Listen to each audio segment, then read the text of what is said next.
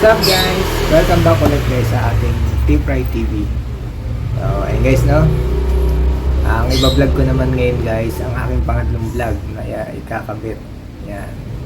Siyempre napanood nyo siguro yung tank cover. Ito ang tawagin ko lang third vlog sa aking Gixxer no, nasa likod. Yan, kakabit naman tayo ng accessories ulit. At ang ikakabit natin ay itong,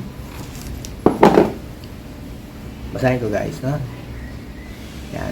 Nabili ko lang to guys sa Lazada no. Ito ay Astron 220mm pipe heat shield protection cover. Ano ba 'yung nakasul dito? Motor ata to. Husky Barna FC FE KLX D Tracker CRF Diablo BR WR 155. Hindi ko na sinerge kung motor yan guys no.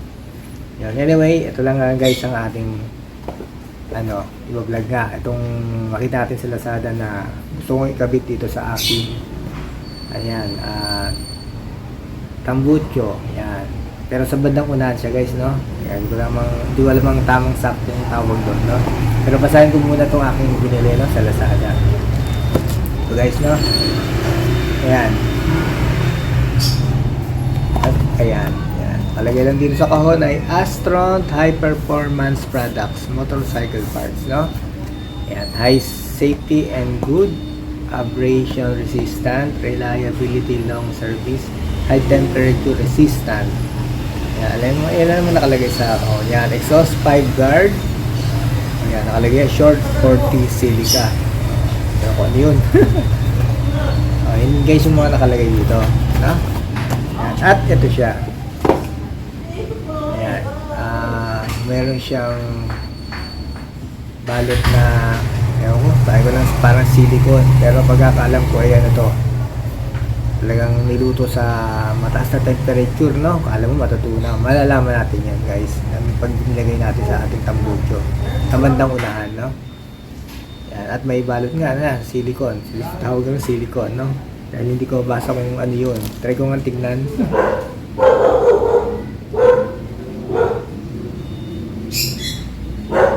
Product details no.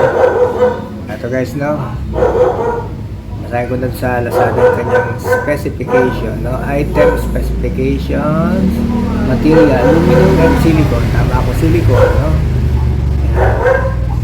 Longitude 400mm by 220mm. Pero anyway guys, ito ay 8 inches no, sinuot ko na. Siguro may sobra konti, basta 8 inches, siguro ata sa 8 inches na. Ang kulay black ang aking binili kasi ito ay maraming color. Yung mga color nito.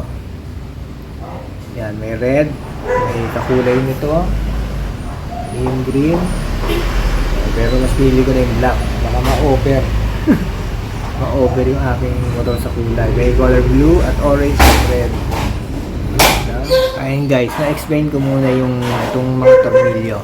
Ito, kung nakikita nyo to, ayan, ito ay ipapasok doon sa parang square. Haba no? Para pumasok yan, magiging ganyan. Guys, at ilalak mo to para ibitin yung gano'ng kalaki yung tambucho. At ito naman, nasa taas ay dito yan. Ayan. Kaya natin, wait. So ayun guys no, hindi ko na hinigpitan no. Yan, siguro gets nyo naman no. At napakadali ikabit no, kayang ikabit tulad ko, kahit hindi ko lang alam sa motor kaya ikabit. Ayan guys na, sana intindihan nyo aking explanation at ilalagay ko na siya at hindi ko siya ma-video lang nakakabit no, dahil wala akong taga-video, wala din instant. Pakita ko yung pagkakalagay ko. So ayan, kita nyo ba? Sana yun yung mag-gets. Ayan, ikutin mo na lang yan para umigpit doon sa ating exhaust, ating tambucho. Ayan guys, ayan yung itsura niya, bandali kami. Tapos ito malambot. Ayan, try natin i-dikit sa kanya no. Kasi nga made of aluminum na malambot at silicone. So ayun nga guys no, nakabit ko na yung aking exhaust pipe guard. Ayan no, 8 inches yan, ulitin ko. Ayan, tingnan nyo guys kung napakaganda mong aking ginawa. Ayan, hindi ko pa siya tinitiklop ha, malambot yan. Ayan, medyo ingatan natin tambucho. Matibay naman to pag ginalaw ko no. Hindi ko lang may video. Yan. Ayan guys, pakita ko muna. Ayan lang itsura niya. At ganyan kasimple, no? Hindi naman siya mukhang madumi tignan, di ba? At mukha naman kahit may vibration, hindi masiguro matatanggal yung tornilyo. Kung may kumalas man baka isa lang. Alam niyo na may umuuga. Ayan. Anyway, ano man to? Siguro naman hindi mo ma-vibrate to. Siyempre yung tambucho feeling ko FI to kaya hindi masyadong ma-vibrate ang tambucho nito. Hindi doon sa carb, no? Kaya malaman na lang natin yan guys. At iba-vlog pa rin natin yan. Kung okay ba namin ito o hindi. Hindi, kung sa enduro nga, okay ito Nirarampa pa yun. Kaysa pang enduro to. Ayan. Sinanggit ko kayo na kung anong motor yun. Search ko nga. Pero sa mga enduro nakikita ko talaga to guys. No? Ayan guys continuous yung vlog. At bago ko ending itutupi ko na yung anong yun. Ayan, malaman natin kung matibay. Ayan guys, no, medyo madali naman siyang i-ganon. Ayan, pakita ko nga. Ayan, sana pantay. Kasi mahirap pag isang kamay lang. Ayan. Ayan, kaya pasobra ata ako. Ibang maliit. Yun. Ayan, unti-unti lang guys. Ayan. At hubog din sa forma ng ating may humarang dito. Ayan, medyo hindi natin kaya na isang kamay, no? Itong baba guys, no? Ayan, ganda lang muna, no?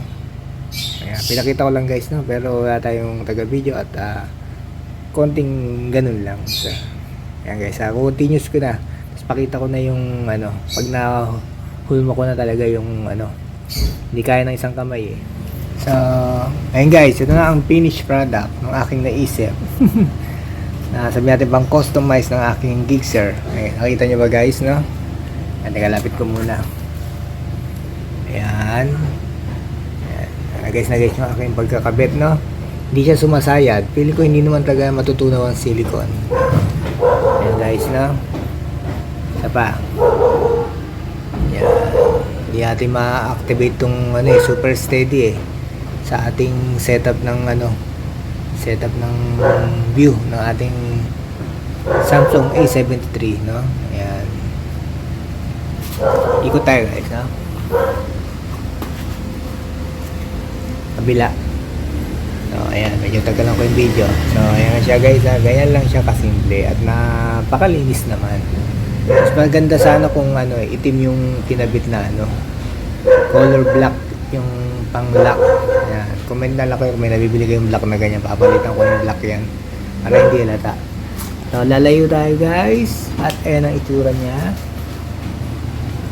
Ayan. Nakatayo.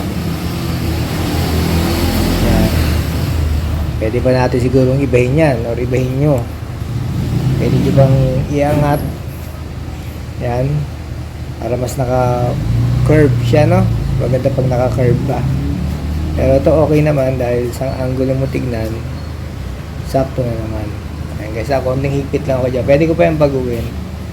Pero syempre, siguro ang comment lang natin ay kinulang sa inches. Pero okay na yan. No? Alangan bumili pa tayo. Pwede rin naman. Kaabot hanggang ilalim, no? Try natin yon. Sige. Sakaling may time, susukatin natin yan guys. At paabutin natin dito.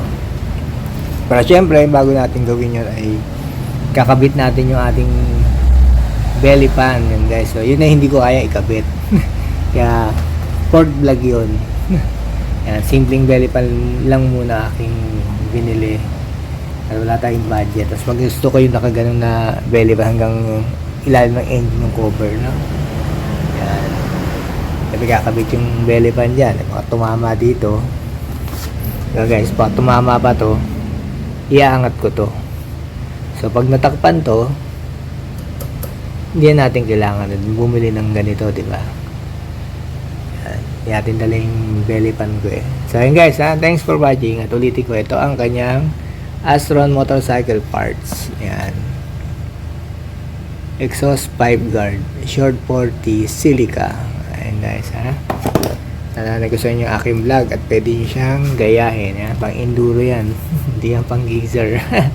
Pamorma lang. Diba? Para gumanda-ganda yung ating rito. Madagdagan yung laki ng mga niya. Diba? Ayan guys, thanks for watching. Till next vlog. Doon naman tayo sa belly pan, no? Mas maganda yung kumpleto na. Ayun na guys, till next vlog.